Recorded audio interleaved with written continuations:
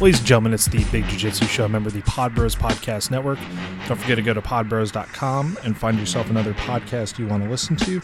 And don't forget to check out our sponsors, Trap and Roll Soap Company, Tape Armor, and Rolls Gear. And find all of our old episodes, shirts, and patches that are on sale right now, and you should get one at bjjshow.com.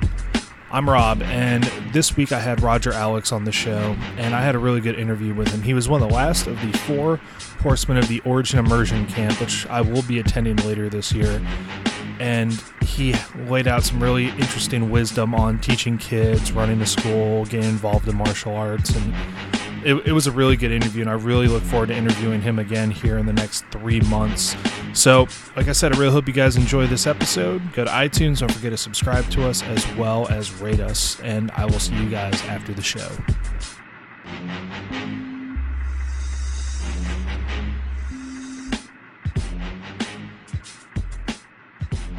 Yeah, well, I mean, like, out here, we're kind of close to the, what is it, the, shit, man, I see this river all the time. Like, I feel like an asshole for not knowing it now. It's like the German River. Holy shit. We're close to the river, right? Right. The Rhine. The Rhine. Jesus, man. Like, I've lived here for 2.5 years. I don't remember it.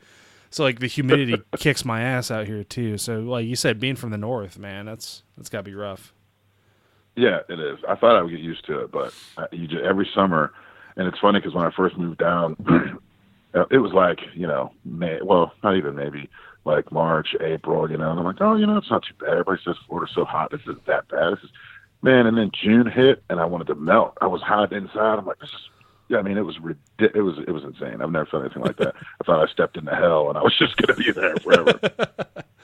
Yeah, I mean, like, a lot of just such a temperature difference is such a terrible thing to go through when you're like moving down, but. So, oh yeah, it's terrible. So, ladies and gentlemen, it's the Big Jiu-Jitsu Show. I'm Rob, and today I've got Roger Alex with me. He's a BJJ practitioner as well, and he's actually got some real interesting stories. He's actually pretty active with the the Origin Immersion Camp? Like, you're one of the 4 horsemen. Yes, sir. You're the last of the 4 horsemen I had to get on here. and I don't know if I can repeat the stuff that James told me. He said that, like, Roger was like, dude, he doesn't like me because I'm not white or something like that. Like, is that it, or? Like, yeah, I roughed him up about it. I'm like, man, this guy doesn't like me because I'm black. He can just say that. It's okay. But just be racist and call it a day. Yeah. Why not? It's but the way things are in America, it's a little easier just to go with that and just call it that. But everything's that. Fuck, it is, doesn't man. Matter. Yeah, everything's that. Everything. Absolutely fucking everything is. So Roger, before we get into the interview, why don't you give our listeners a little background about yourself with, martial arts, your job, just life in general, man.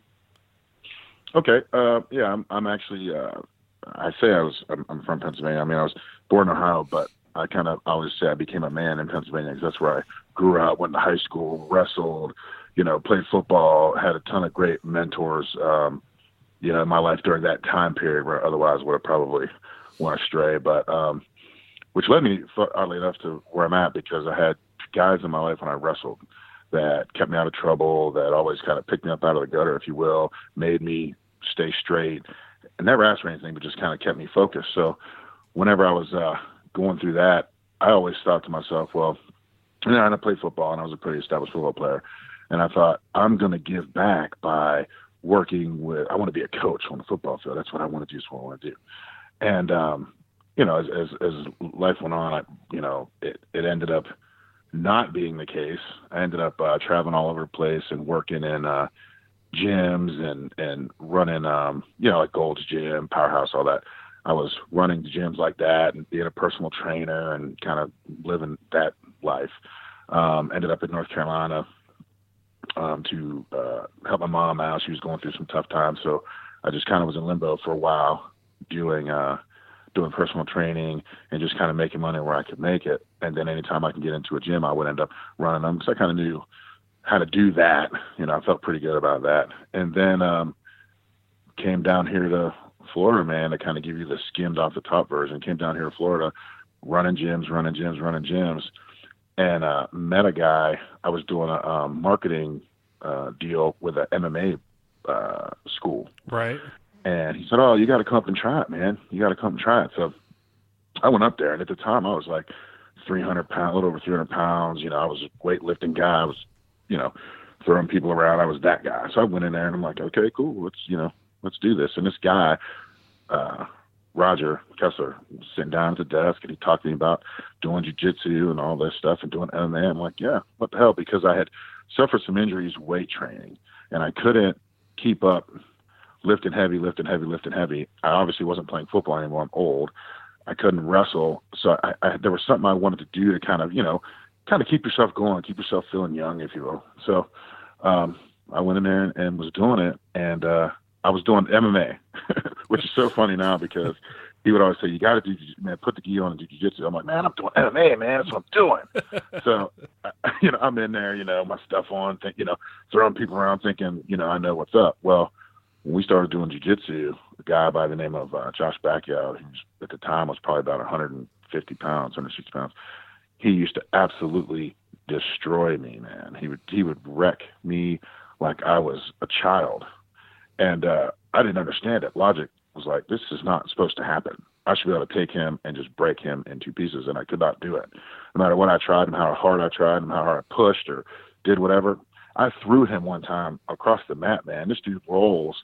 He rolls right back like Spider-Man or something and latched onto me, whispers in my ear as he's taking my back, telling me I thought we were friends. And just proceeded to wreck me, man. And so, you learn, you get, obviously humbled pretty fast by the guys I was working with. And weight started coming off, and I kind of went into that world, and I fell so in love with it. Then I put the gi on. Oh, nice. And I thought I had it all figured out. I put the gi on, and I was like, what the hell is this? This is terrible. Because, people could just grab me, and I felt like a bear, right, with a bunch of handles on me. Yeah. And they could just do whatever they wanted to me. So, anyway, so I just got into jiu-jitsu, man. I just got so involved in it. And Ross Kellen, who's my instructor, he, got me so – and he's another big guy. So he got me so involved in it. And then turned over the kids program. I was on the verge of becoming a blue belt, and I started helping him with the kids program, man. And then that was it. I was like, okay, that's what I'm doing for the rest of my life. I'm going to teach children jiu-jitsu. And then that kind of landed me to here I am now. Dude, that's pretty badass, actually. Because, what's funny is, to me, a lot of people do, when they see MMA, they see UFC, they're like, yeah, let's do that. And a lot of people do forget that the jiu-jitsu portion of it is such a large part, not just because of, you go to the ground and hopefully catch a submission, but more of keeping yourself safe on the ground. So now you take that and you're like, yeah, you feel pretty comfortable. And then you throw the gi on, like you said, and it's just a completely different world because everybody can grab you at that point. Nobody's there to be like, dude, that's kind of an asshole move. You can't grab my rash guard or my shorts. Then they're just straight up grabbing every part of like the fabric on your body, just trying to get you in a bad position. Oh, it's fucking awful. Yeah. It's terrible. I still love it, but yeah, it's still awful. I'll admit that. So. Oh yeah, you get them too, man. It's crazy. Yeah, it's terrible, and especially so being a bigger guy like you're, right. You, me, your coach, and going to teaching the kids class. And you said that's what you're going to do for the rest of your life, teach kids and stuff. Did you find any challenges being, it's one thing to be like a small 130-pound dude teaching class to kids versus like, myself, like, 160-something pound guy, 260-something pound guy teaching kids. There's such a size difference. Did you find any challenges with that when you were teaching kids? Oh, yeah, absolutely, man, because, I taught them from 4 years old the whole way up. So whenever I'm trying to show them, sort of, when they're that young, you're not necessarily going over concepts. You're just trying to say, this is a move, this is how you do it, hopefully they get a few moves right or whatever. And I'm trying to show them. And I'm like, how in the world am I supposed to take a child who's 6 and put them in a triangle where it's going to make any sense to the other children who are watching. It's not the same look. I'm not 5. I'm 3 or 4 times this child's size, right? Yeah. How am I going to do this? So I got to where I would take, I'm a 10-year-old, 11-year-old, 12-year-old who had a better understanding of whatever. We'll just use the triangle as an example of the triangle. You put them in the middle, and then I kept walking them through, okay, this is what you do, this is what you do. So now I got 2 kids demoing the move for all the other kids. So that way it makes sense to them. They can see what it's supposed to look like, not when a grown man is dropping a hammer over your back when you're 5. Yeah. You know what I mean? So they understand what it looks like. And it takes an absolute ton of patience, obviously, because you can tell them to pick up their left leg 10 times, they're going to pick up their right arm. Yeah. No matter how many times you say it. So you can physically move their leg, they're still going to try to do something else other than what they're supposed to. But and then you learn. I mean, you learn who your kind of go-to kids are who will help you, because you always have that kid that seems to understand everything you're saying and just gets it. So you help that person essentially helps you teach. He's the translator. You're saying something, he's doing it, they're seeing it, and then they duplicate what he or she is doing. Yeah, that does make it pretty much. I mean, that's how I do it. I was gonna say it does make it a bit easier, especially like we were trying to explain Neon Belly, and you're destroying some poor little 6-year-old kid, like showing them the proper place to put your knee on their stomach, and they're screaming in pain, but. Right. But I have a problem with kids wiggling because they're ticklish. So you'll be trying to do something, they're laughing and giggling, and I'm like, you got to be serious. Stop doing that. And you don't realize that if you're grabbing a lapel inside their neck or something, they're freaking out because they're ticklish. So yeah. Okay. I the first time I experienced that actually was, it was back in May actually. So a buddy of mine, Tony Laterno, had me come through, and he wanted me to teach some grappling techniques to their Japanese jiu-jitsu class, and I was showing him a cross-collar choke from the gi, and I just randomly grabbed somebody. It was one of the girls there, and I say, okay, here's the deal. You put your hand on the inside here, and we're going to reach across and grab here, and she instantly just puts her hands on my wrist and starts trying to fight away. I'm like, no, I'm not choking you yet. Calm down. It's not that bad. And so I let go. It's like, look, you open up the gi, you put your hand, all the way to the back, and then you grab the other side, the same exact response. She freaks out and puts her hands on my wrist and tries to yank them off. And I'm like, what are you doing? What's wrong? I'm not even choking you yet. And she stops and she goes, I'm ticklish. I was what? I'm trying to choke you. There's nothing ticklish about this. It doesn't even make sense to me. How does that work? Ugh, kids, man. I don't know. I can't really. Dude, it's hilarious. Yeah, go. I'm sorry. They do it like that. No, it's just, they do, man. They're ticklish, or they're really super sensitive. Or sometimes, man, I'll grab a little kid and I'm like, all right, I'm gonna show you something real quick. And so I'll grab a lapel and I start doing something. And in their mind, they're like, holy shit, because we forget that we are immense compared to them. So when if they're laying on their back and we're coming down them about to do something, in their mind, it's like the world is about to drop onto my chest. So they start freaking out, thinking that they're going to get hurt or something, not knowing you got it under control. I'm just going to show you something. And they get wigged out. It takes them a minute to realize it's okay. You have reasonable level of body control. You know what you're doing, that kind of thing. Yeah. They're also very, very talkative about stuff that has nothing to do with whatever we're doing. And, as a lot of my listeners know, I taught Taekwondo well before I did jiu-jitsu. And, one of the majority of our classes were kids' classes. So, you'd be in the middle of class and, somebody, I was like, hey, anybody have any questions? Some kid raises his hand. I'm like, yeah, what's up, buddy? He goes, hey, my dad's got some jars and he puts stuff in them. I'm like, what the fuck does that got to do with what we're doing, man? You can't say that. What's that got to do? Exactly. Why do you, I don't know. Maybe the kid's real excited about jars or whatever. But I'm just, I do find teaching kids kind of to be a funny, it's really different and so many challenges in many different ways than teaching adults. Oh yeah, man. When Ross gave me the kids class, man, I'll never forget. I'm sitting in his office and he's like, okay, I'm going to turn this over to you. We have the little chants, which are the really little, 4, 5, 6. Yeah. He's like, I'm going to turn this over to you and let you, take it and run with it or whatever. So I'm like, take it and run. I'm like, what am I supposed to do with them? Because I mean, I knew some stuff, but in my mind, I'm like, you got to be like a black belt master, super ninja to be able to teach. So I'm like, I'm not that guy. So what am I supposed to do?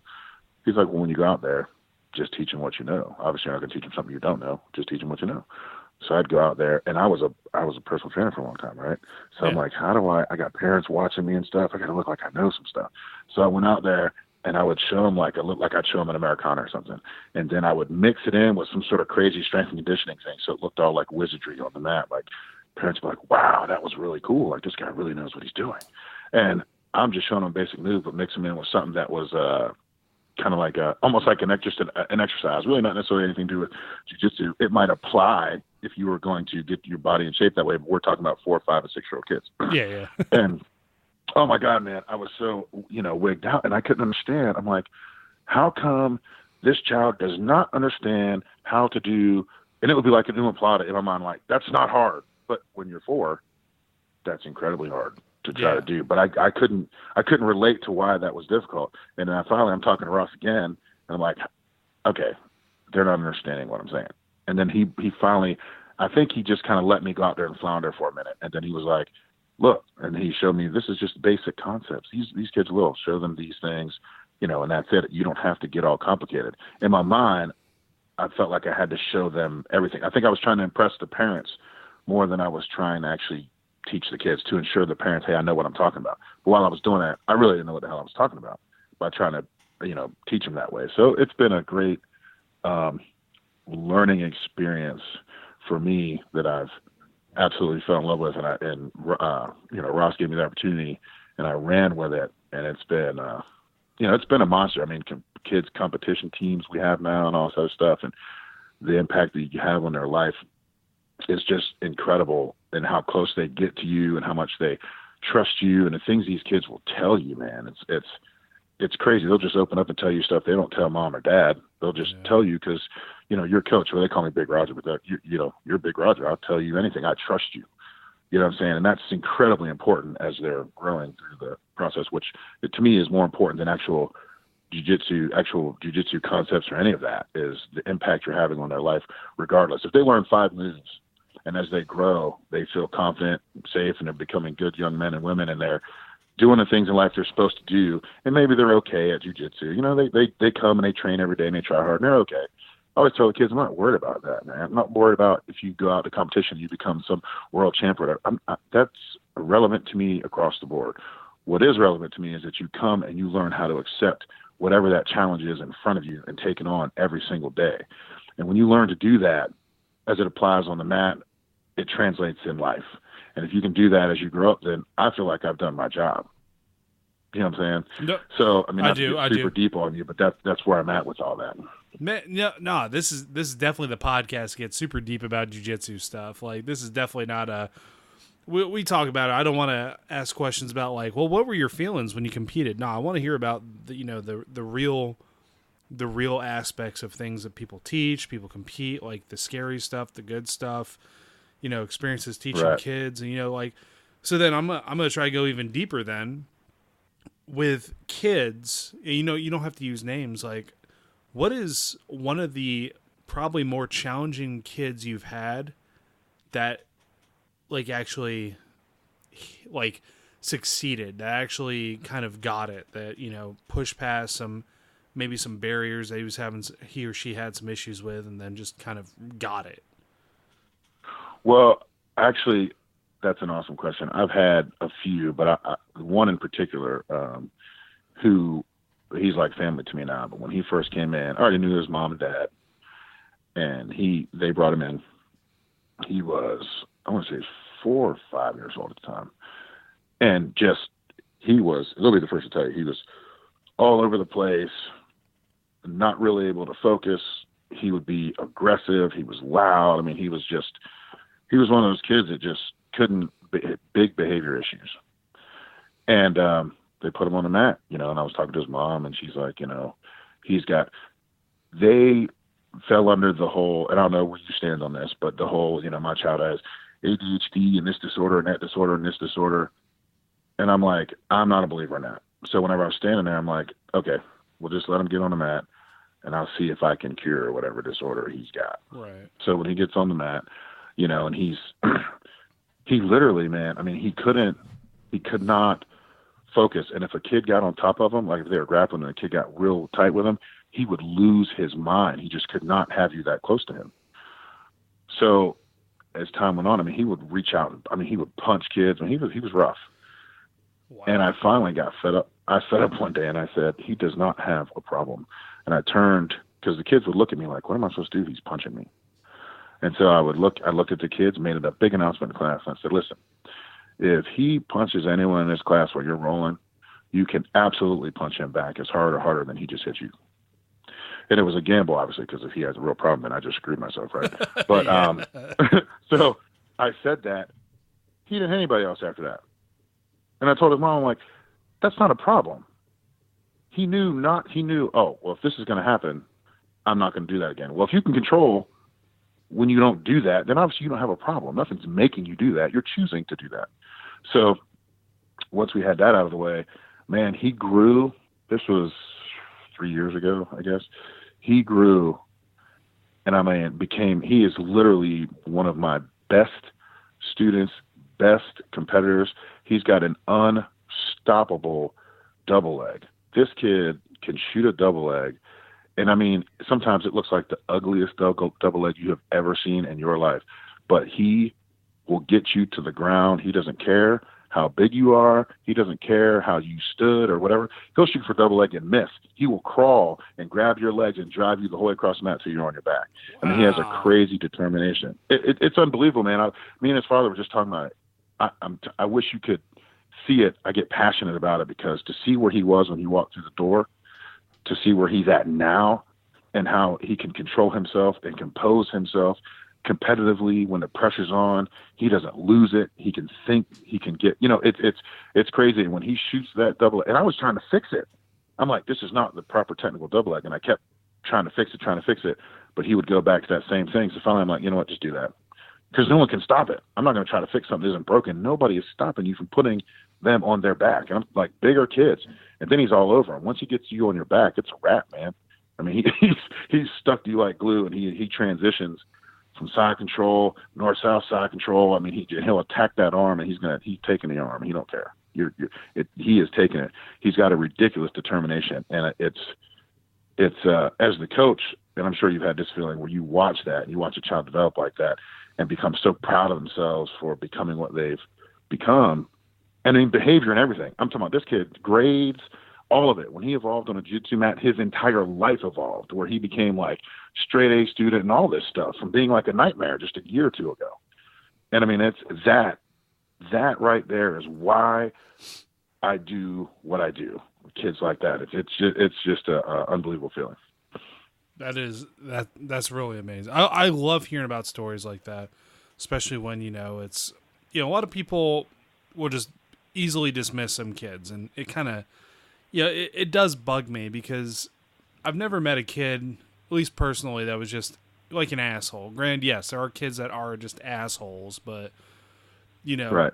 Some kids just need guidance. That's all it is. And yeah, I believe in that, man. I tell parents all the time, I've never met a kid that I said, that kid's just a bad kid, but I have met parents that I thought, that's just a bad parent. Yeah. That puts them in a bad environment. Kids don't grow, they're not born where it's like they're born and they're going to be bad.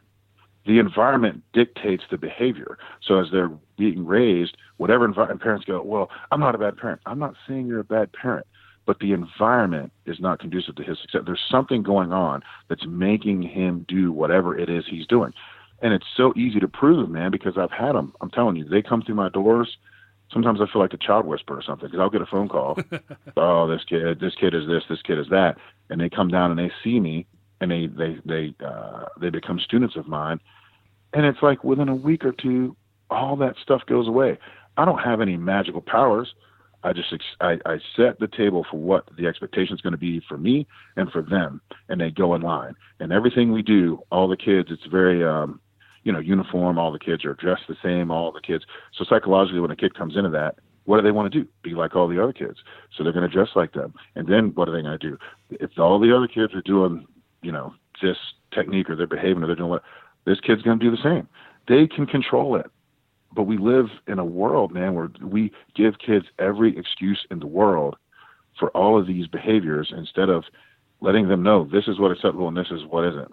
And don't get me wrong, if a child comes in, I've had one child who just really, really pushed. The first couple of weeks they were there, and they tested me and they tried me, and I let them know. I let their parents know. You know, when they come through that front door, this is how things get done, is my way. And I let that child know your parent can be standing right there. They can do nothing to help you on this mat. Nothing. You try me and you deal with me. I don't care where they're at. I don't care what they have to say about it. You're going to deal with me. And when the child knows that mom and dad ain't going to provide the back door to escape, they have nothing. The only thing they have left to do is fall in line. They don't have a problem. Just fall in line. And then whenever they do fall in line, they're like, man, this is cool. Like, we're having fun. Everything is great. It's fun. Right, because that's what life can do for you. You just have to fall in line. You have to accept the challenge put in front of you. Don't run from it. Don't fight it. Accept that challenge. You can overcome that challenge. If you've got something going on, let's overcome it together. I'm here for you. But don't come in here with the attitude, with telling me what's going to save all that. It's not going to work in it. You're going to waste a lot of time. And they, for the most part, our kids get that, man, and they fall in line, and mom and dad's like, man, that was so great. I don't understand what you guys are doing. We're talking to them. I mean, that's all we're doing. I mean, I'm not doing anything magical. We're talking to them. We let them know what's going on. We reward them when they're good. We pat on the back, good job, all that, all the, it's the classic tough love deal. We do that in there. The kids know we love them. We want the best for them, absolutely. But you will follow the path to success, because that's the only path in here that you can follow. All the other paths are closed. They don't exist. They're not options. The only path you have is the path to success. No, and that's something, like, I really do feel like with kids, you give them less options. There's only one way to get better. They do follow it. It's just when you give them that option, they kind of just stray away from it. So yeah, they do. Something I do want to talk about, kind of shifting gears here, is I'm a little biased because I want to know more about the Origin Immersion Camp, and right. It's this year's going to be my first year going to that, so I really want to get your take on what it's like going to one of those camps, and what your feel is on it. How did you enjoy it? What'd you take away from it? What would you suggest? Well, I will tell you this. First of all, I met my other brothers in the Four Horsemen there. That's all I can really say. I mean, that really is, for me, speaks for itself. But Pete and those guys are incredible at what they do. So you go into this camp and you're out there in the sticks. You're miles away from anything, and you're meeting all these people, that do jiu-jitsu, whatever. And the first time I went in there, I was a little bit late getting there, whatever. I caught my plane, rented a car, drove all the way up in the sticks to this thing. And I walked into this, it's like a big, like a field house deal. They got mats down and everything. Everybody was on the mat rolling and doing stuff. I didn't know anyone, not one person that I know. And so I'm standing there and I see Pete. Pete's about my size. He's not a small guy. And he's rolling around. And people are kind of looking at me, but no one's doing anything. So I don't really know what I'm supposed to be doing. I'm standing there in my gi. Pete walks over, black belt, my size, big old boy. He comes over and he's like, all right, I'll roll with you. I'm like, great. Because at the time I was a purple belt, but I'm like, really? I gotta come in here and roll with the biggest dude on the mat, and he's black belt, and yeah, really. And not only is he a black belt, but his black belt's faded and all crusty, so he's been one. It ain't like he just got his. Yeah. Now I got to roll with that guy. So we just start rolling, man, and then Lexay comes over to me, and here's the thing that made the biggest impact the first time that I was ever there. Lexay, who was a black belt under De La Hila and a phenomenal black belt, he comes over to me and he says, okay, and I had been rolling and stuff been going on at this point, and he says, okay, I don't want to see you off your back, and if I do, you have push-ups. And now in my mind, I'm like, because you go to the camp, these people pay whatever it is for the camp and all that. And so Pete and Lexi and all those other guys, they could just be like, well, we got your money. You come up here and have some fun and roll around and have a good time and leave.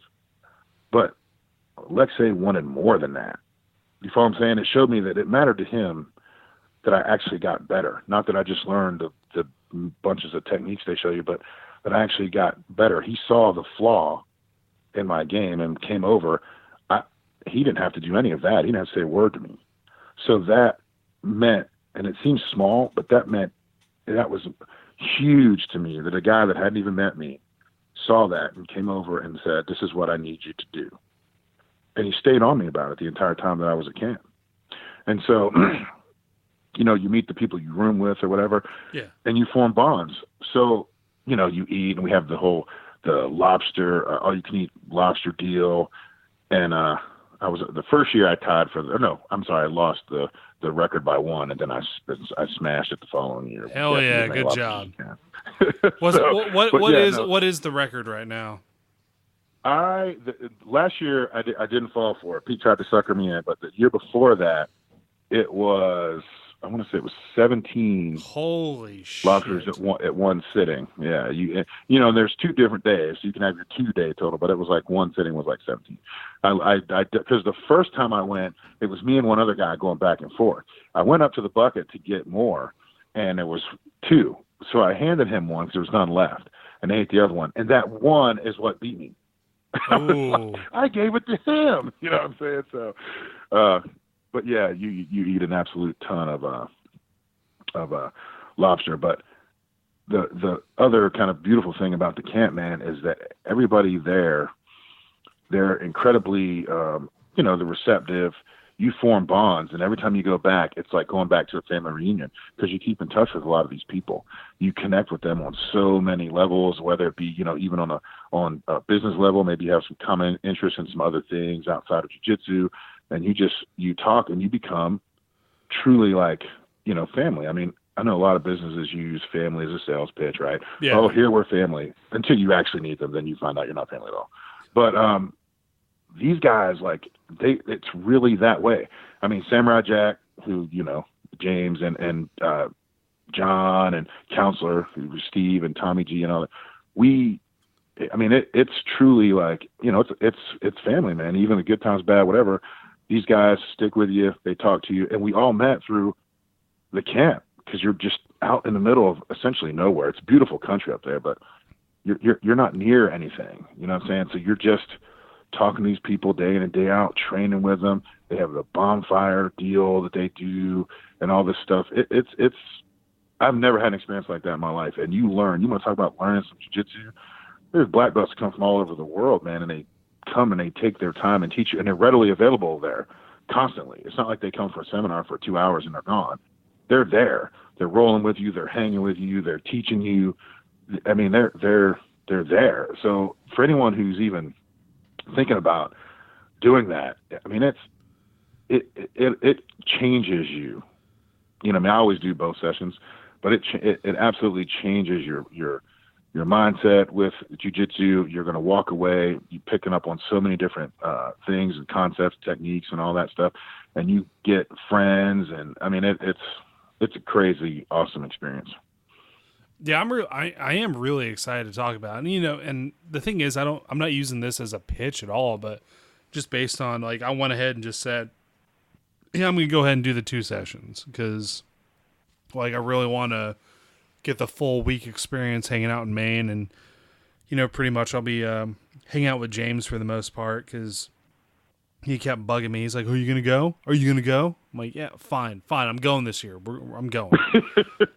So Right. yeah, so I'm really excited about it, especially to hopefully see, you know, and finally meet some of the people I've interviewed in person. Finally, are you going to be up there this year? Oh yeah, if you're hanging out with James, man, then you'll be hanging out with me. Hell yes, yes. There's no, yeah. I'm very excited for that to go down.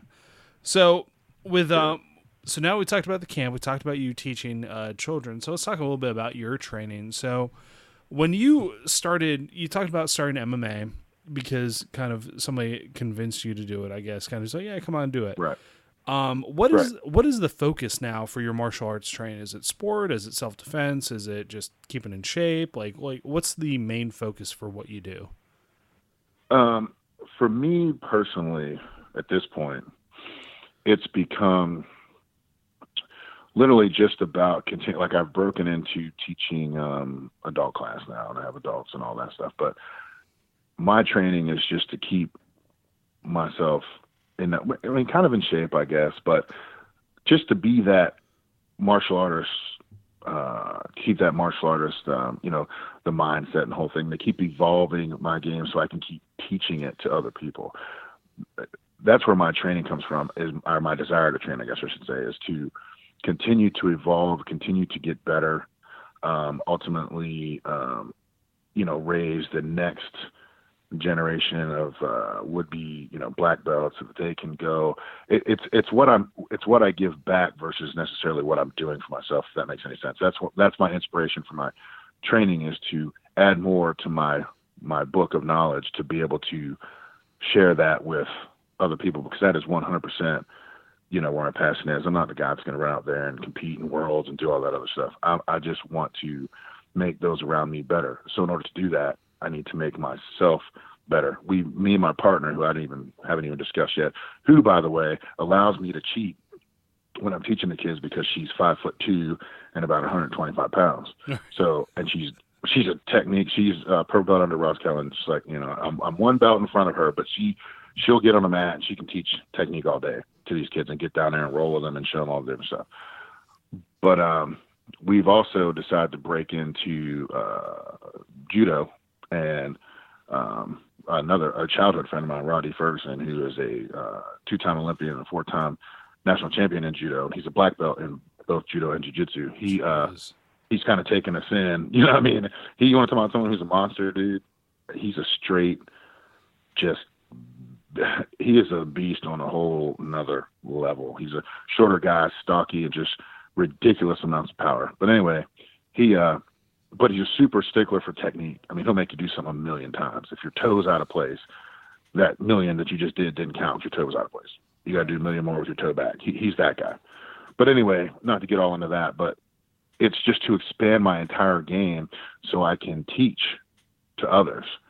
So that training myself is all about bettering myself to be able to better teach others. No, I think that's a good reason to do it. Like, the better you get, the more they learn. And that's something I try to explain too, is like, I want you guys to not make the mistakes I did when I was your belt. Like, I Right. guess maybe like a sick way, like, or a weird way, like being a parent is like, I don't want you making the same mistakes I made when I was 17, like that, but more or less with just straight jiu-jitsu instead. But Absolutely. That's pretty amazing with the purpose for learning, the purpose for continuing to train, and that just being an instructor is rough. It's really tough, I think. It is. It's hard on your game. It's hard on your own game, because even like an adult class, right? I've got my oldest son was the first adult that I promoted, and I promoted him to a blue belt. And, you're teaching concepts to, like, everyone else in my class is white belts, and I've got another female who's a blue belt.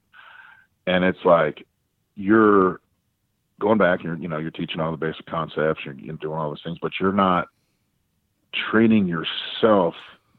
You don't have, like, I go up to champions with Ross to actually train, for myself. But if I miss that, let's say it's been 2, 3, 4, 5 months, and I'm just not getting up there because I'm running the school and I'm doing all this other stuff, your game, it's almost like it starts to erode. So then when someone comes out and they're rolling with you competitively, you're like, holy crap! Like, you realize you're kind of losing it. It becomes really rough. It can mess with you. So you have to figure out ways to keep yourself sharp while you are teaching, your students. When I roll with them, I literally will let them get all over me, you know what I'm saying, and get me in a horrible position, and then try to get myself out of it, and versus just taking them straight on, you know what I mean? Because you're not evolving at all if you're teaching, you're teaching them stuff, but you're not evolving yourself. You have to either train at your in my case, train in my base school to get better, or figure out ways to kind of artificially put myself under stress and then figure out where my flaws are and work my way out of it. But that's really, really tough to do.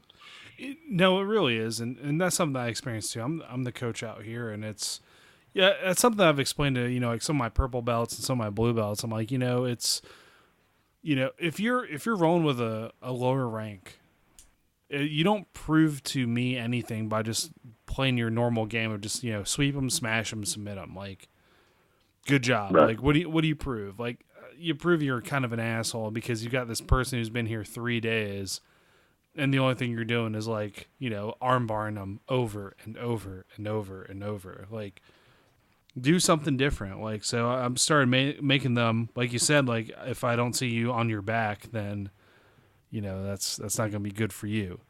I need to see you working on your guard. I need to see you working on the places you're not comfortable in.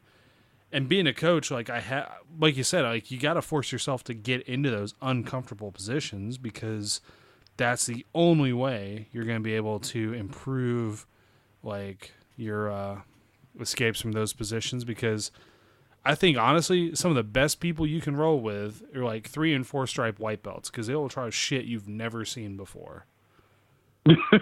Yep. True. So, like, they absolutely will. Yeah, it's amazing. I'm like, wait, what'd you do? And they're like, well, I figured I would just do this and roll this way and then hold on to the arm, and somehow it works. I'm like, do it again. Let me see it. Like, and that's pretty much some of the only ways I can get it. Now, granted, like, I've got some monsters at my club. I really got to mind my P's and Q's because they're gunning for me all the time. But, like, it's still kind of hilarious to be like, some of the people I learned the most from are my white belts, just because, like I said, they just do the weirdest shit. And you're like, what is the answer to that? Like, I have no idea. I got to go back and watch videos and stuff, or read through some books and figure out what the hell I had to do. Oh, yeah, absolutely, man. I've got a lot of Utah big guys. Dude, in my class, I've got, how, like, if you go to jiu-jitsu, you go to most of the academies. I don't know how it is over there, but over here, you go into school, and you might find the big guy in the corner. Maybe they've got 2, and then they got 20 other guys that are in that, 170 and down range. Yeah. But I swear to God, all of them decided to come to my school. I've got Carl, who's like 6'5" and about 280, and he's, Duck Dynasty beard, tattoos, the whole thing. Carl is that guy that you look at and you go, okay, I'm going to stay over here in this corner and let that guy stay over there. He's that guy. And I've got several guys. I mean, my son is 6. He's my height and about 225, and I train him in the gym, so he's strong as an ox. And then there's, I got Brad and all. I mean, I'm talking the average, take the girls out, and I bet you my average jiu-jitsu student man is about 250 and, 6 foot, 6'1", wow. 6'2". Wow. And it's, you want to come out going. And so I take them up when I go up to champions. I will, to do my training, I'll bring the ones that want to go with me. Because, Ross is up there. It's a high level, training. They get a lot of conditioning. And Ross has they let it be hot. No AC in there. You just roll and die, basically. So I'm rolling with Carl is my student. Like, I'm a brown belt. This guy's a white belt, but he studies the game, man. He's one of those guys that studies, like, everything about it. So we're rolling, and I've got to stay on my back. Right, because Ross is trying to develop me into the next level. So it's like stay on your back, because people can't put me there, so I have to stay there. Well, dude, Carl gets on me. He starts pressing me down. And physics is still physics at the end of the day, right? So he starts pressing. He's pressing. He's trying to push me. He knows exactly what I need to do. So he's pushing. I finally get him over, man, and he has my leg in lockdown, and he's got my left arm trapped. Good, right? So it's not really that he can submit me per se, but he's got me trapped pretty good. And I'm to the point, I'm sweating and I'm tired, and I'm looking at him like, God, this guy's my student, and I can't get out of this right now. I'm literally laughing at myself because I can't move. And so I tapped, right? I'm like, I know you're not supposed to tap, but I couldn't even think straight because he's so big, and I'm not a small dude. So he's like, I can't even explain it. You almost have to see him to understand. He's a big guy with, like, his leg dexterity, his body awareness and all that is crazy. And so when he grabs you in something, he's got like vice grips. And so when he grabs you in a position, you're just like, okay, well, I guess I'll wait for you to breathe or move or do something so I can do something. I mean, I couldn't even think in that moment. So I laugh about it all the time. And he's always telling me, I was just trying to get you, or I was trying to stop you from stealing my cocktail fruit, which is, we all know what that means. And I was like, Yeah. So I'm like, okay, dude, but I couldn't do shit. I couldn't do shit. He goes, right. So I was trying to make sure you couldn't do anything to me.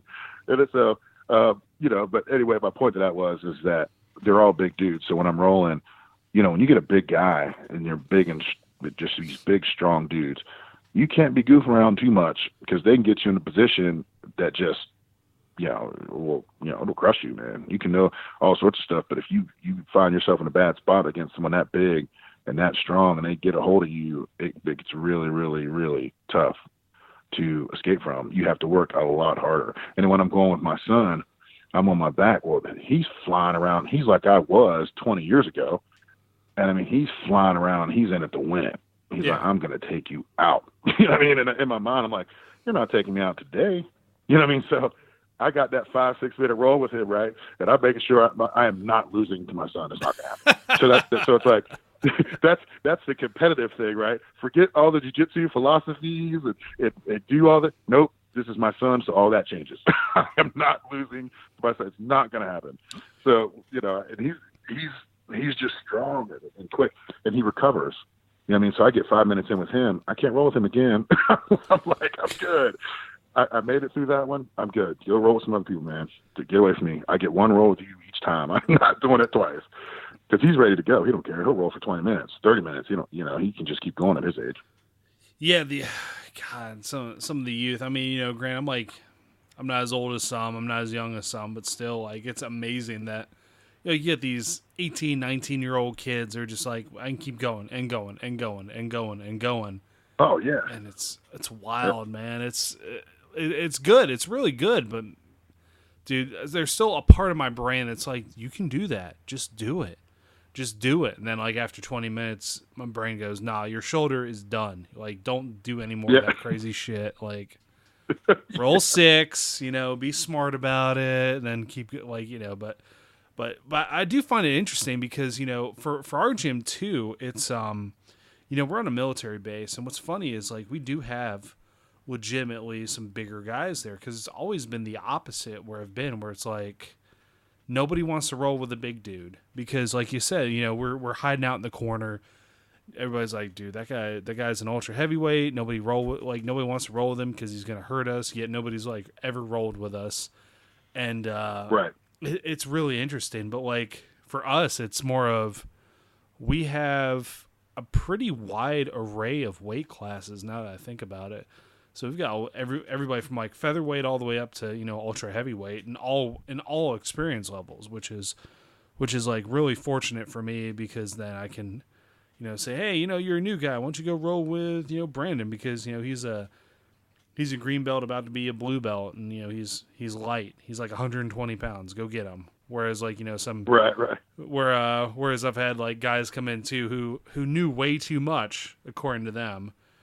And they're like, nah, don't worry, I'm fine. I've done this once or twice before. I pretty much, I know exactly what I'm doing. I'm like, okay, cool. Go fight Stephanie. Go fight Stephanie. Get her for a round. Dude, she just wrecks them.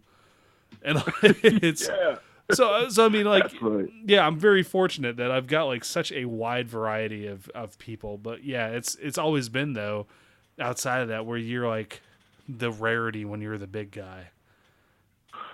Yeah, I'm telling you, when you get them all on the mat like I got it, it's just they're all just laying on you and crushing you, and yeah, it's great. Yeah. But, I would do a lot of one-on-ones with Ross way back when I was trying to, when I was first kind of breaking in and understanding the concepts and stuff, and we'd meet up and he would, just train me, roll with me. He was a big dude. Well, we would do things like triangles, right? And we'd be trying to get triangles on each other. And it's an epic fail, right? Because you're big, and unless you're super flexible, you got some big, massive, broad-shouldered dude, and you're trying to lock a triangle in, and you understand what you're supposed to do. Yeah. but you're just not getting it, So finally he's like, okay, but I need you to understand how that works. I need you to understand the technique and whatever, but we're not getting it with each other. I mean, you're just not. I mean, there are techniques you can use to where when you can't lock your legs in, you know what I'm saying? You can close the gap other ways and whatever. But when you're first learning the triangle, you have to know the triangle and how it actually works. Right. And so when you're doing it, and the guys, at the time we were both, 3 bills and trying to lock each other in a triangle. I mean, Ross could submit me without, he knew how to do it, 1,001 different ways, but he was trying to teach me the basic principle of the triangle on him. I'm like, I'd shift, I change my angle, do all this other stuff, and I just wasn't locking it in. So it taught me in that moment, when you're teaching to others and you're trying to demo a move, I am not demoing a move with a guy my size. I'll bring the 150-pound guy out, because I can show the technique, how it's supposed to work, what it's supposed to look like. If I've got to do some sort of roll or some butterfly sweeps and all sorts of stuff, I can do it with a guy that's 150 pounds. And I can pause in the middle of it and make sure they understand the point, and step by step by step. You do that with a 300-pound dude, and you're trying to get to do that kind of stuff, it doesn't quite work. No. No. Well, that's to me, it's a very like middle of the road type thing. So I've said this too, like, right. Don't put a lot of, like, for one, I've told him, like, look, I'm doing this slow motion. I'm not going to hold Big John up in this butterfly position for 5 minutes and explain how to do the butterfly position. Like, I'm going to die. Right. Like, that's just the way it is. Mm-hmm. But at the same time, I've told guys, I'm like, be a little wary of people who do, like, some wild, crazy shit on, like, 110-pound people, and they're, like, 230 pounds. So, like, right. It's got a balance. Like, yes, it's cool, it's technical, and it's awesome, and I support it 100%, but just be mindful that, you're not always going to fight the 110-pound dude who's, like, right. ready to go. You know what I mean? Like, so it's but at the same time, I'm like, I'm going to show helicopter armbar, and I'm going to pick you because you're like 140 pounds. I'm just going to hold you here so I can explain the whole thing instead of like, right. John, come here, and just hold him up. And I'm like, yeah, this is good. So what you're going to do is you're going to drop and just like get out of breath because I'm trying to hold him up. Right, trying to hold him up. Exactly, man. That's why I demo on the smaller guy. I'm like, I'm sorry, man, but yeah, because like you said, you can talk through it. You can go, okay, this is how you do it. Notice where my feet are. Notice where my position is. You're like in the middle of the technique. But if the guy's 300 pounds, go ahead. Good luck with that. Yeah, try to keep that guy there while you're doing that. Yeah, like I said, like I really do feel like I have very strong legs, but man, there's only a point. There's a point where they stop. Like. Right. Like, I'm not holding this dude up. But what's also funny is, like, when you say, all right, so we're going to work on such and such today, and then you say, I'll pick you, and you pick, like, one of the smaller people, and the look of just fear and just regret on their face. I think that's kind of priceless to me, is that, right. True. Like, shit. All right, well, I guess I'm getting choked out today. Actually, you know what's funny, man, is that I had Wade Rome was at my school the other day, and the guy's a beast. Straight legend, black belt. He's been black belt for long. I've been training, but he came through and taught, and just kind of hung out with us. And it was funny. He did something where he was teaching the technique, and it was a choke. And he had done it a few times to the student he was doing it to. And one of the other students said, "Oh, can I see that again?" Like being funny, Yeah. So Wade looked over and was like, "Sure, come on out." Oh, and I don't come out. It's like, you want to see it here? Let me show it to you. You know what I'm saying? And it was all in jest, and everybody's being funny. But it made me think about that because people will do that, being funny. Oh, can I see that again? Because you're damn near killing the guys. You choked them 5 times already trying to demo the move, and then he actually called the person out who asked, which I thought was pretty funny. Yeah. But I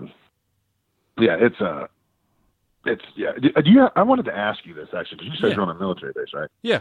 And so you teach on that base, right? I do. Okay. Sometimes I'll get guys that'll come in, and I've had it at champions too, and I didn't teach adults at champions, but, we would have them come in where they're from the military. They'd walk in, and they want to do jiu-jitsu or whatever, and they would come in as if they're already maybe like a purple belt or something because they went through their military combatives, right? Yeah. So I would say to them, I'd be like, listen, I understand you've done some stuff, But, just go ahead and hop on the mat and kind of go through the paces. And I'd like, just chill out with everyone else. And, basically my point to them was leave all that at the door and just act like you know nothing when you come in here.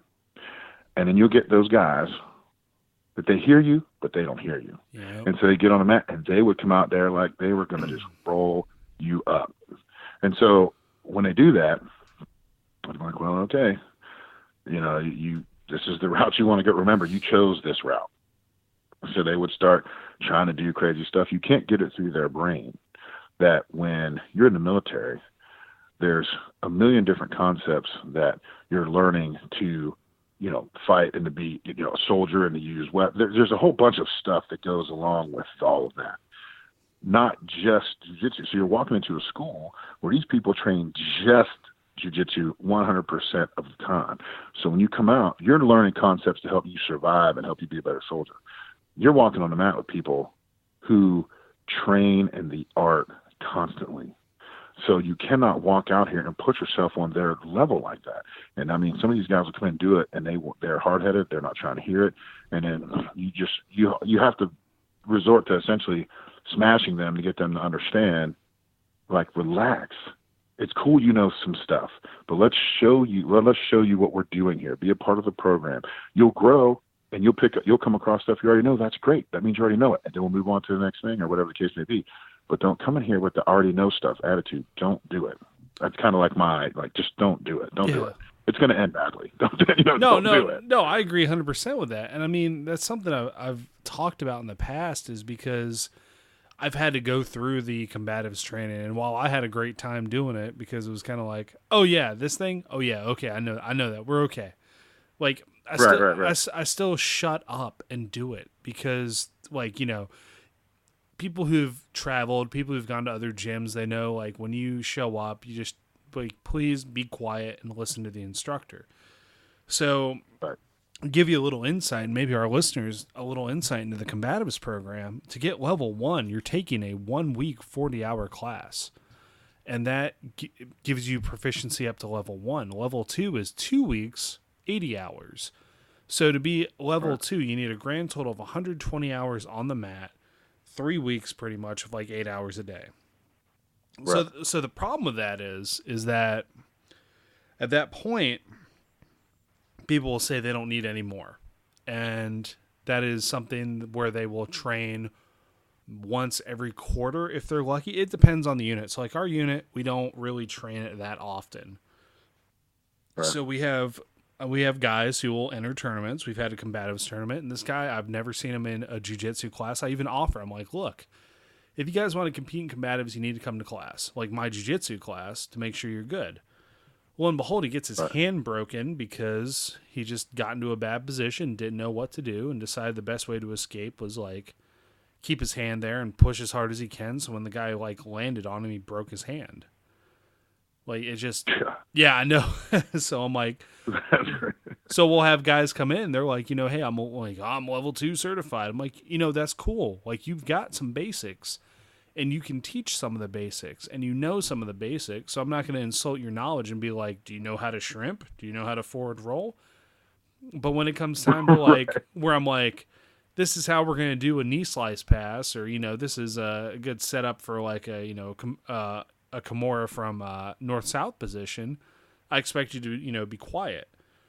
So we haven't had many problems. We've had a couple guys show up, and then I just feed them to my white belts, and they just take care of the problem themselves. Either they shut up, and then they keep coming back, or they're just like, well, it's too tough, and I don't have time, and they never show back up.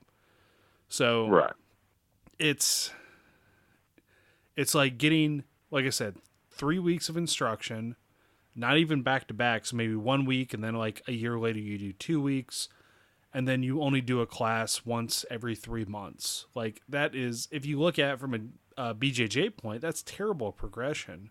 You will not get better. You'll get worse, actually. You'll get way worse at that. So I think, if you, it's hard to explain because, like you said, you can tell them and you want them to hear it, and they just don't hear it. They just like, no, you don't understand. I'm a level 2 combatives instructor. I'm like, okay, man. Like, that's the way we're going to do it. We'll do it. Go fight my 2-stripe white belt over there. Right. you're right, man. They don't want to hear it. And I don't know if it's the military, just the mindset, right? I mean, we don't want soldiers that are like worried or freaked out or scared of anybody. I mean, I get it. So whenever they come in, they have the mindset of like, no, I can do this. I can overcome. I'm that guy. But you also got to have some sense in the sense that you're not in a hostile environment, first of all, right? We're not in some third world country. You're walking into a class. Everything's okay. Understand you're about to learn some concepts that you may not know. Just be open-minded to it. And we're trying to take you out. Just come in and start learning. You'll be so much better if you just do that. You'll be significantly better. And then, like you said, you'll come across every now and again. We'll show you something. You'll be like, oh, I know that. Well, that's good. Just rep it out more and become more efficient at whatever it is.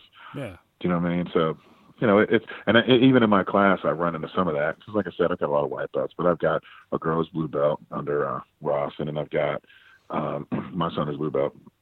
But, and they're trying to progress and they're trying to advance to their purple and so on. So when I'm teaching all these basic concepts, they're like, okay, we want to advance too. So you kind of pull them to the side. Okay, take this basic concept, but do this instead, or something like that, something that they may have some fun with, just to keep them entertained instead of they're just doing a basic triangle every day. You know what I mean? They're like, no, let's do some other stuff. And it becomes, for me anyway, it becomes a challenge to keep everybody kind of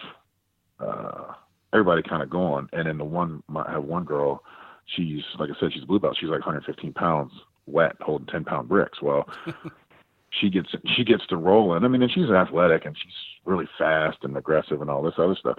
But she'll walk out there with Big Carl, who I described earlier, and be like, okay, let's go, let's roll. And she's all over him, which is fine, but it doesn't give her the look to pull off techniques that she needs to become more efficient at, because there's some things that when you're her size versus Carl, or myself, you might understand something, but the way you would even pull it off is going to be completely different. I mean, it might not be the textbook technique that's going to work in that particular situation. Right. So you have to learn how to adapt to that. And so she's constantly going against these giant guys. And so I'm trying to figure out, how do I stimulate her, make her better, and keep her evolving, when every time she's on the mat going against, these big 6'3", 280-pound dudes, she's not able, I mean, she'll fly all around them, but if they flatten out, forget it. What is she going to do? I mean, a black belt, physics is still physics. If I'm on top of you over 300 pounds and I'm laying across you, good luck when you're 115 pounds. Well, Yeah.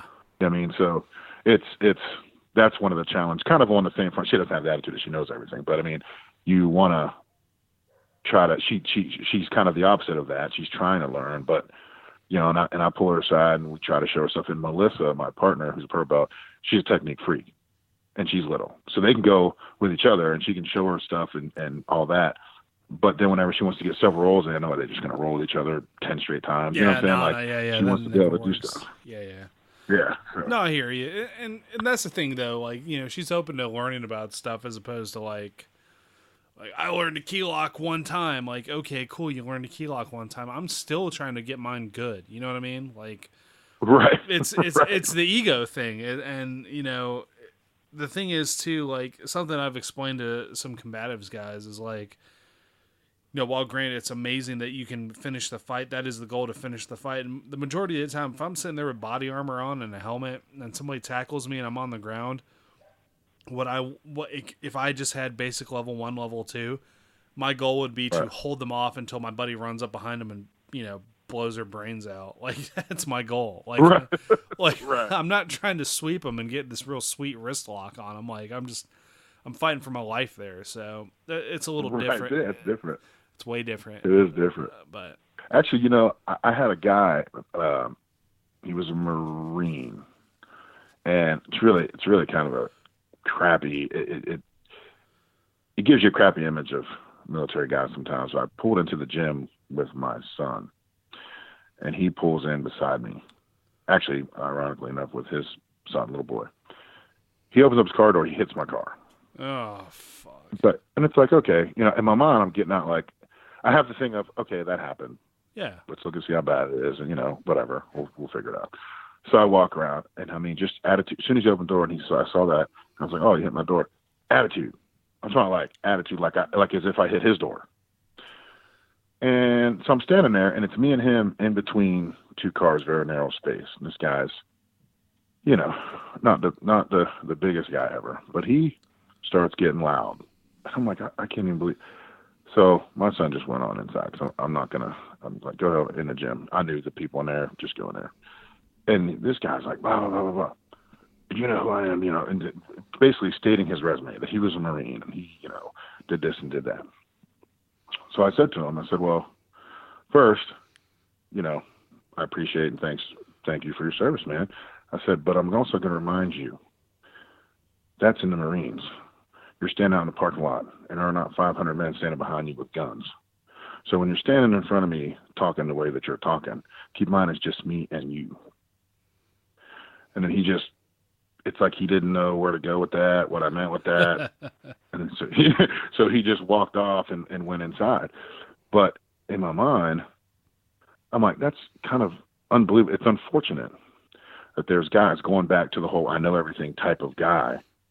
He's that type of guy, you know what I mean? And it's crazy because he's closed-minded. Yeah, you're in the Marines, man. That's fantastic. All respect, right? Because people, that's 1-2% of the world or whatever. Like Marines are a different animal. I get it. But, put everything in perspective. I'm not trying to hurt you. You did something to me. And I'm simply walking over. I didn't even get confrontational with you. I just looked at the door to see if there was, a bad ding or whatever. It was an accident. I'm not even trying to fight. I'm not arguing with you. I didn't raise my voice. But because you felt the need to tell me you were mean, like I was going to turn around and head for the hills. Well, I'm not, man. Like here I am still. You know what I'm saying? So, I do a little training too, and my training is more applicable to this situation versus yours.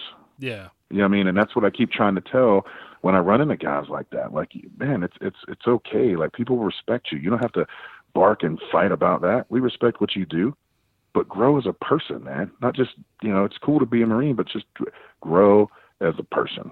Be humble. So it takes more strength, honestly, to me. Anybody can blow their chest out and be loud. And anybody can confront like they know everything, and anybody can be tough and flex and do all this other stuff. It takes true strength to show humility in that situation. Like, yep. Oh, yeah, I did this, man. Yeah, how can we make this better, whatever. It ain't about who's the better man and all this other stuff. As soon as you step out and we have a simple conversation like adults about it, you've already proven what kind of man you are. You don't have to yell, bark, and talk about how you're a Marine. You know what I'm saying? It's not even, you don't have to do that. No, I agree. When I think of stuff like that, so I'm about to go like super duper nerd here, and I'm probably going to lose half my listeners for saying this. So, so like, there's an anime, Samurai Champloo. I don't know if you watch anime at all or whatever, but pretty much in the at one point it's about samurai. So like these two samurais are like hassling these people, like taking money from them, just acting like assholes. That's not the way the Bushido code is.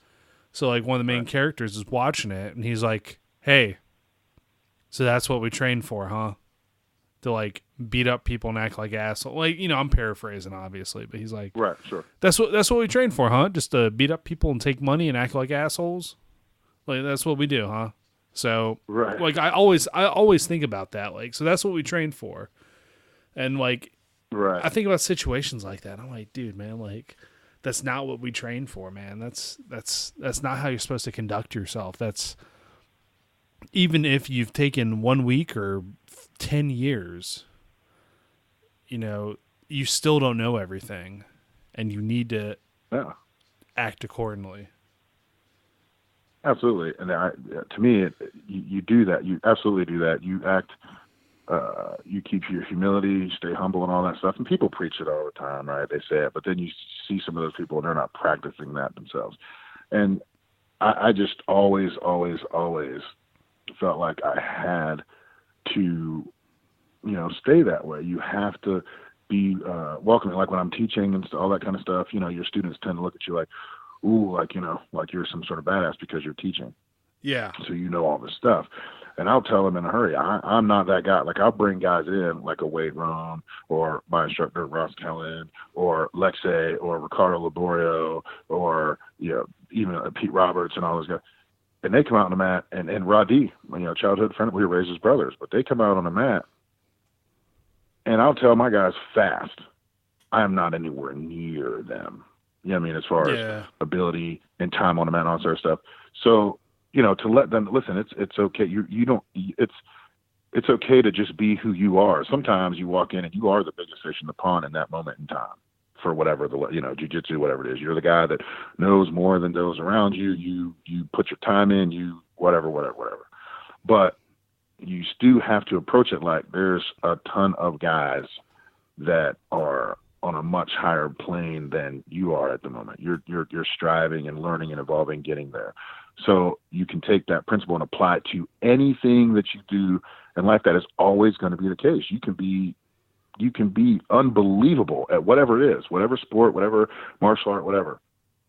There's people in the world that are going to be even more unbelievable than you. There's no guy that's just the guy, and then no matter what, no matter who, no matter where, he's that guy. And if there is, we would never really know, right? Because there's no world tournament legitimately where you go, okay, who's the most badass guy on the planet? That tournament doesn't exist. We don't know how to even quantify who's that guy. We don't know. Yeah. You know what I'm saying? And even then it comes down to styles, especially in jiu-jitsu, right? You can have jiu-jitsu black belt who's unbelievable at certain things, and he's the master at whatever. And then another guy who can counter that. His style is just conducive to beating that guy. So it doesn't mean he's better or worse. It just means that when they matched up, his style he had an answer for whatever that guy's good at. Even though they're both black belts, they're both second, third, fourth, fifth, sixth, whatever degree, they're still both badass. But how do you figure out who's more badass? You don't know. You don't really truly know. So that's my belief in everything, like everything, jiu-jitsu, sport, football, basketball. When they make player comparisons, who's most badass? Is Jordan? Is LeBron? Is this? Is that? Yeah. How do you how do you decide that? So that's why it's always best to be, without sounding like a commercial or sounding cliche, but it's best to just be humble and stay in your lane. Be a person who gives back, not a person that just constantly takes and tries to blow your chest out like you're the best. I absolutely cannot stand that. I don't teach it to my kids competitively when I'm at. I tell them I'm not here to brag about you winning or losing. I'm here to be proud of the fact that you don't quit. So when you're on the mat and you're going and you're competing, you're on the mat, you do not quit to the end. And then you handle yourself like a champion, whether win, lose, or draw, it does not matter. You handle yourself accordingly. You accepted that challenge that day. You got on the mat. You did what you can do. And that's it. Let the outcome take care of itself. And then don't walk around like you're the shit, like you're just awesome. Dude, be proud of yourself, but always be willing to give back and stay humble to anybody and everybody that you come across. Absolutely. That's true strength versus all this other stuff. I agree 100% with that. Absolutely. I think that's the more people that learn that, I think the better off we're going to be as a species on this earth. Oh, absolutely. Absolutely, man. So before we get out of here, Roger, is there anybody you'd want to give a shout out to? Anybody you want to talk about? Just the floor is yours, man. Go nuts. Well, you know what? I'm not going to sit here. I can go on forever with some people I can thank actually and give a shout out to. First of all, as you know now, my four horsemen and Jack, I call them, but those guys, like when we met at the camp, they have meant everything to me over these past few years. They've been there. They were at my grand opening of my school, showing support. And they're just always making sure, I'm okay. You know what I'm saying? Like, they just have meant a lot. Ross Kellen, who's my instructor, who I'm a brown belt under. Quick 2-minute story. Whenever I was working at the gym and just training at his school, I lost my job. And I didn't know what I was going to do. I came back to my house and was just kind of like falling apart, like, oh, shit, I got to figure something out. This is terrible. So he called me, and I was like, man, I'm not going to be able to train. I mean, I can't, keep food on the table or train jiu-jitsu, right? So he said, hey, he said, meet me up at the school, whatever. I met up at school, and he says, listen. Or no, I'm sorry, I met for lunch. Take that back, met for lunch. And he said, listen. He said, I want you to keep training. I'm like, yeah, but man, I can't. He said, listen, I'm not worried about that. He said, the most important thing is to keep your schedule the way it is. Don't sink. So keep training, you get up in the morning, you go look for a job, whatever. Come 6 o'clock, you train. We're not worried about that. And I wasn't teaching for him. I wasn't doing anything at this point. I was just a student. And I kept training. He wasn't worried about me paying him or nothing like that. And in that moment, it was another one of those Alexei moments, right, where he cared. He could have just been like, "Oh, that's too bad, man. Let me know if I can do anything for you." But it's really shallow, right? He didn't really mean it. But in this particular situation, that's what he meant. I'm going to do my part, and I'm going to make sure you stay mentally in the game. And him doing that allowed me to kind of stay focused and get right back to work. I got into the security business, which is a whole other story, but I got into all that stuff and kept my mind right. And then through training, started obviously teaching and getting more opportunities with him. And him and I kind of grew together and got close, and I became his head kids instructor. But it's guys like that. And Melissa, who's my business partner, who I was her personal trainer, and we both trained jiu-jitsu. She trained at Champions in Plant City. I was in Lakeland, and then we met, and then I was her personal trainer because she wanted to get stronger or whatever. And we developed a close friendship, became best friends, actually, and we been working together ever since, and now we own a school. So she's been very she's been a strength or a light, if you will, in my progression and in my journey. God, I don't want to keep going, but I've got Mr. Long, who has been Mr. Long is the guy that kept me out of trouble whenever I was younger, and he was the guy that made sure. This is back when you can beat kids, right? So in schools, he pulled me out of class if I got a bad grade on a test, man, and light me up with a paddle just for that, for not anything extreme. But he kept me focused and made me keep wrestling and playing football and all this other stuff. So, it's people like those people that just stayed in your life, the people that see you for who you are, the people that inspire you to do more. And it's the whole pay it forward thing, right? There's so many people that have helped me get to where I'm at. And so many people that kept me from failing or ended up in a bad place or whatever. And I can't ever go around thinking and paying back all those people. But what I can do is through, the academy and everything else, every opportunity I get, I can pay it forward and try to impact other people's lives. And without getting too spiritual and deep on you, that's my entire mission. With this school is to enhance children mainly. Enhance children's lives and be a massive impact like so many were on me coming up. And I'm tough on them and all those things, but their success matters. Their success means everything to me. And now into my adult class I've broken into, and they've been patient with me and letting me lead them. And so their success matters, because whenever I was coming through this process, my success mattered to several people. If it didn't, I'm not here to tell you that I would be strong enough to have made it, because I wouldn't have been.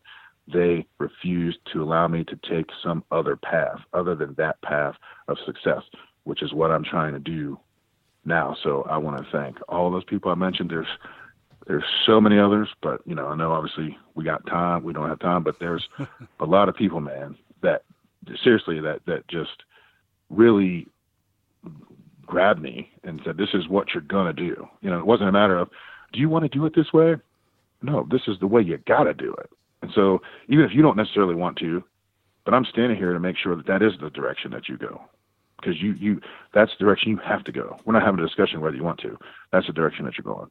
And I've taken that philosophy with the way that I teach now and everything that I do. Oh, and my mother, good Lord, I can't believe I wasn't even going to talk about my own mom.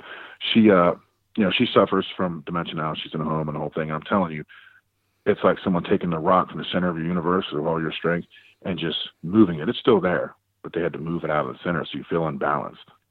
Yeah. And that is kind of what has happened to me with my mother. But because I've got these people in my life, my adult students, the Carls of the world, who I keep bringing up because the guy's just a great, great guy.